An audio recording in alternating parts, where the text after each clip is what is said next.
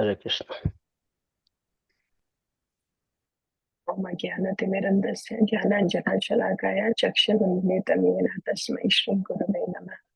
श्रीचैतन्यमनोभीष्टं स्थापितं येन भूतले स्वयं रूपा कदा मह्यं ददाति स्वापदान्तिकम्। नमः ओं विष्णुपदाय कृष्णप्रस्थाय भूतले श्रीमते भक्तिवेदान्त स्वामिनिति नामिने। नमस्ते सरस्वती देवे गौरवाणी प्रचारिणे निर्विशेष शून्यवादी पाश्चात्य देशतारिणे। जय श्री कृष्ण चैतन्य प्रभु नित्यानंद श्री अद्वैत गदाधर शिवासति गौर भक्तवृंद। हरे कृष्णा कृष्णा कृष्णा हरे हरे, हरे Ram Ram Ram Hare Hare. Hare Krishna, we are continuing to read from Nectarean Ocean of the Holy Name by His Holiness Sachinandana Swami Maharaj. So we are on the section of the effects of Namabhas. So Namabhas is really chanting on the superficial level, really not the pure chanting. So what happens to a person who chants on the clearing stage? Is he still contaminated? Is everything hopeless? Is his chanting worthless? No, absolutely not. Even while chanting merely Namabhas, the following effects appear. Faith. To inspire faith is the first result of Namabhas chanting. By this faith, one will fully accept devotional service in due course of time. Second point is in extinction of sinful reactions. Sinful reactions are destroyed even for the inhabitant of the hellish planets if he chants Hare Krishna. By this, one attains liberation from the material world. A good example is Bali Maharaj, who was born in a family of demons and lived in their association, but who, as a devotee, who was preaching among them. Even on the stage of chanting Namabhas, one can attain liberation from this material world, but note, no love of God at this time. Then the third point is liberation from the effects of Kali Yuga. Chanting Namabhas overcomes the effects of Kali Yuga. Even though we are living in this age of quarrel and conflict, its influence can no longer affect us, although our chanting may not be on the highest stage. Fourth, disappearance of fear and advent of peace. Some people think that Shanti, inner peace, is the highest object in life. That is not the case, for love of God is the supreme goal. Nevertheless, on this clearing stage, worries disappear and peace fills our heart.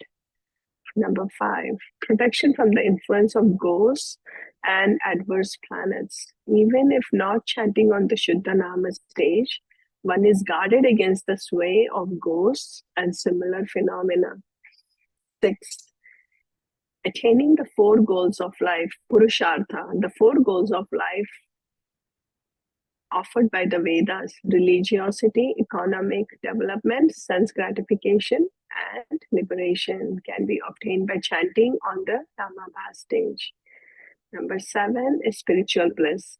Even by only chanting Namabhas, bliss is guaranteed or granted, and the living entity is offered eternal residence on the Vaikuntha planets. Especially in Kali Yuga, there is no other way to attain these goals.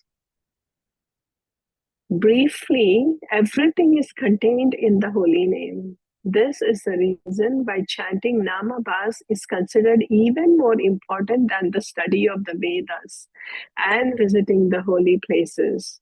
Srila Bhaktivinoda Thakur explains that because the holy name possesses all energies, by its power it is possible to attain the goals of Dharma, Artha, Kama and Moksha even when chanting Namabhas. This chanting provides us with happiness in the material world. It is the only help for the helpless. The holy name is so momentous that it can transform animals into human beings and fulfill the goals of all human endeavors. That does not mean Varnashram Dharma is insignificant as an additional. External means it is certainly very beneficial. Srila Prabhupada advocated the establishment of Varnashram Dharma, so to say, the mounting of the street to protect us from accidents or from going astray. We are interested, though, in Daivi Varnashram, the Varnashram inspired by God, where the spirit of the holy name is vibrantly practiced, and not the material Varnashram Dharma system, which is only a reflection of the real thing.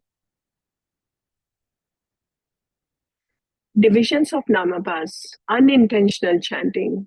Chanting on the Namabha stage is characterized first by the deliberate endeavor to chant with full attention and to avoid offenses. However, there are 4 additional ways of chanting which are on unintentional level. Due to the Lord's mercy, they nevertheless show a certain effect and thus categorized among Namabhas. This demonstrates the unlimited power of the holy name and the Lord's strong desire to elevate the conditioned souls and take them back home to his abode. Sanketya, indirect chanting. This refers to people who chant with a material conception while implying something else. For example, passers-by may mark, look, Mode, here again are the Hare Krishna people who are like colored spots in our town. Or really, those Krishnas should work. Ajamil called the name of his son Narayana and thus attained liberation. He chanted the holy name, but for a different reason. When a wife says to her husband, Harry, please pass me the margarine. She thinks of the what is this? Margarine with the name Rama, but she's still chanting the holy name of Rama. Yeah. This is unintentional chanting, but the holy name is so merciful that Krishna appreciates. It is a pious activity. Wow, so powerful, huh? Harihasya, chanting jokingly. Once Krishna, Bhima, and Arjuna, disguised as Brahmana, came to Jarasanta's court asking for charity. But Jarasanta soon recognized that his guest was Krishna himself, and he joked about him. When seeing the devotees in the street, some passers-by also make a joke and say, the happy Haris are coming, thus chanting the name of Lord Hari. These are examples of parihasa. Soba, musical entertainment. Even if one is singing the holy name on stage as a musical performance, this chanting is recognized by Krishna.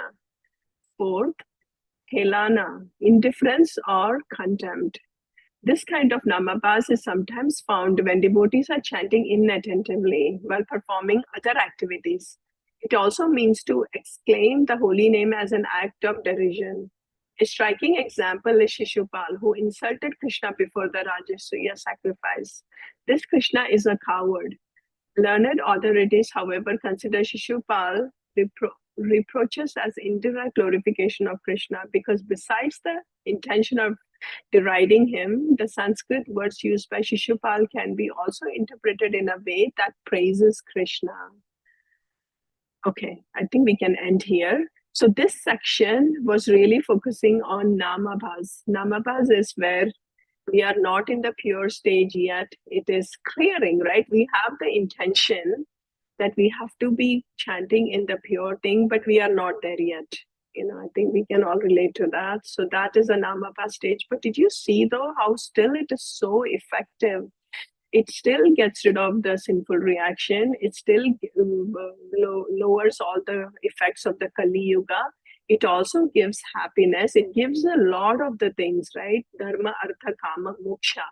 So guess what? It gives everything. But one distinct thing that it doesn't give is the love of Godhead. Krishna Prema. That is what is missing in Namabha stage. Everything else will be there.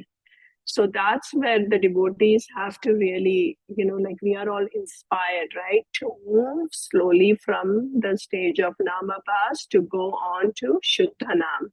And that's our motivation. Because ultimately for us, based on the scriptures, based on the directions and everything else that has been given to us, really what's our goal, right? In the goal of bhakti is really Prema Bhakti, right? That's what Chaitanya Mahaprabhu even came to give us, really, Prema Bhakti, and through the chanting of the holy name. So really, if we want to get there, we cannot just be happy with the Namabha stage. We really have to aspire to get to the clearing and also get to the Shuddhanam stage.